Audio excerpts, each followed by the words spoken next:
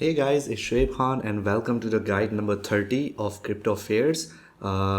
इसमें आज जो है हम देखेंगे कि डिफरेंशिएशन क्या होती है फंडामेंटल एनालिसिस और टेक्निकल एनालिसिस की। As you guys already know के फंडामेंटल एनालिसिस की बेसिक्स में हमने देखा है कि हमें इंट्रिंसिक वैल्यू मालूम करने की हमारी कोशिश होती है किसी भी एसेट की, करेंसी की या क्रिप्टो की, राइट। सो उसके लिए हम जो है बेसिकली वो देख रहे होते हैं कि उसके बैकअप पे फंडामेंटल्स क्या हैं, कंपनी के मोटिव्स क्या हैं, या जो भी बैक एंड पे लोग हैं उनके प्लान्स क्या हैं, प्रोजेक्ट्स क्या हैं, उसकी बुनियाद पे हम उसको जज करते हैं कि कॉइन या एसेट या स्टॉक जो है आपका वो अंडर वैल्यूड है या ओवर वैल्यूड है।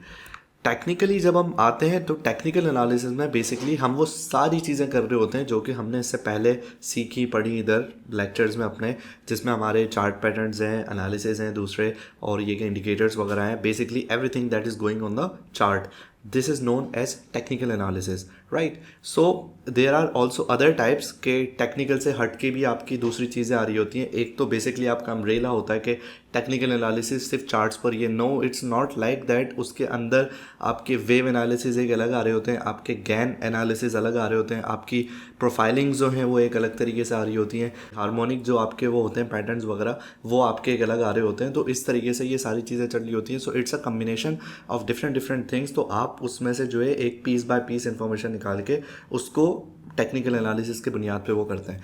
अब ये होता है कि आप जब ट्रेडिंग कर रहे हैं या आप जब एनालिसिस कर रहे हैं तो उसमें दोनों का जो है मिक्सर होना ज़्यादा ज़रूरी है। क्यों? क्योंकि आप 100% ऑफ द इन्फॉर्मेशन जो टेक्निकली आपको मिल रही है आप उस पर रिलाई नहीं कर सकते कि that's everything going on the charts.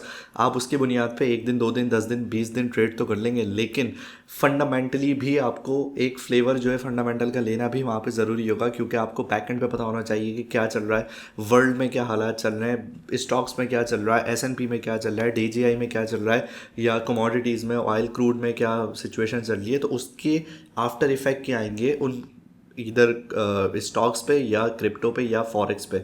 तो इन दोनों का बैलेंस होना जो है वो ज़रूरी होता है। तो अगेन सिंपल सिचुएशन है कि आप न्यूज़ को अपने सामने रखें, जो भी न्यूज़ आ रही हैं आप कॉइन गेको पे देख सकते हैं, या कॉइन मार्केट कैप पे, या इवन ट्रेडिंग व्यू के भी जो न्यूज़ पैनल आपका होता है उस पर आपको जो है न्यूज़ वगैरह मतलब सारे मिल जाती है। एंड देन उसकी बुनियाद पे उस फ्लेवर को एक टच करके आप टेक्निकल एनालिसिस जब करते हैं तो आप एक तरीके से अपनी जितनी पूरी कोशिश हो सकती है उस पर जो आप हॉलिस्टिक अप्रोच रखते हैं। So this is how it kind of works के sometimes the FA follows the TA and sometimes the TA follows the FA के कोई अचानक से न्यूज़ आई लेट्स से कि बिटकॉइन की एक्सेप्टेंस हो रही है, कुछ हो रहा है, या FOMC की मीटिंग हो रही है, अचानक आप देखेंगे कि BTC में जो है एकदम तेज़ी आना शुरू हो गई, वॉलेटिलिटी प्राइस ऊपर नीचे हो रही है, टेक्निकली वो सारी चीज़ें होती हैं।